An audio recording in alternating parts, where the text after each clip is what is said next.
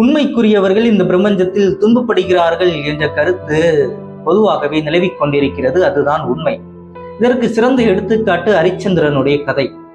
அரிச்சந்திரன் தான் பொய்யே பேசுவதில்லை, என் வாழ்நாளில் உண்மையை கடைபிடிப்பேன் என்று எண்ணுகின்ற போது எங்கேயோ இருக்கின்ற 2 முனிவர்கள் தங்களுக்குள் போட்டி போட்டுக் கொள்கின்றன. அரிச்சந்திரன் பொய் பேசுவானா, இல்லை உண்மையை கடைபிடிப்பானா என்று.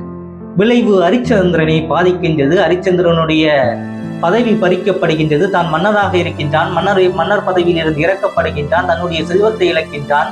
நடுத்தெருவில் வந்து நிற்கின்றான். தன் மனைவி பிள்ளைகளை பிரிக்கின்றான். கடைசியாக தன் குழந்தையின் இறப்பையும் கண்ணெதிராக காண்கின்றான். ஆனால் அவன் எடுத்துக்கொண்ட தர்மத்தில் இருந்து அவன் விலகவில்லை. உண்மையே பேசுவதென்று, உண்மையே கடைபிடிப்பதென்ற தர்மத்தில் இருந்து அவன் விலகவில்லை.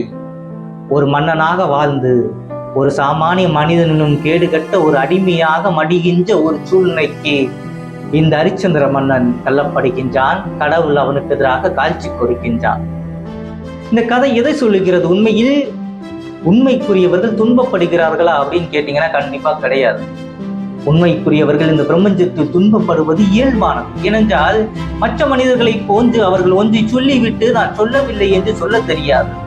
ஒன்றை நடத்திவிட்டு இந்த நிகழ்வுகள் என்னால் நடத்தவில்லை என்று சொல்ல தெரியாது. இந்த பிரபஞ்சத்தை போன்று ஒரு கருத்தை முன்மொழிந்து விட்டு மற்றொரு கருத்தை கூற இயலாது. இதனால் அவர்கள் பல நேரங்களில் துன்பப்பட இயலுகிறது.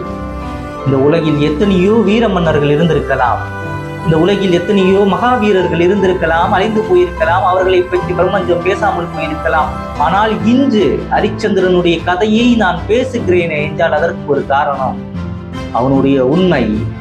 எல்லாவற்றையும் இழந்து விட்டோமோ என்கின்ற சூழ்நிலையிலும் நான் உண்மை பேசுகின்றேன் வேனே என்ற மனதைரியம்தான் இன்னைக்கும் 1000 ஆண்டுகள் கழிந்த பின்பும் இனி வருகின்ற பிரபஞ்சமும் அவரை பற்றி பேசும். ஏனென்றால் அவருடைய உண்மை. உண்மைக்குரியவர்கள் இந்த பிரபஞ்சத்தில் கண்டிப்பாக துன்பப்படுவார்கள். ஆனால் காலம் கடந்தும் அவருடைய பெருமையை இந்த உலகம் பறைசாற்றிக் கொண்டுதான் இருக்கும்.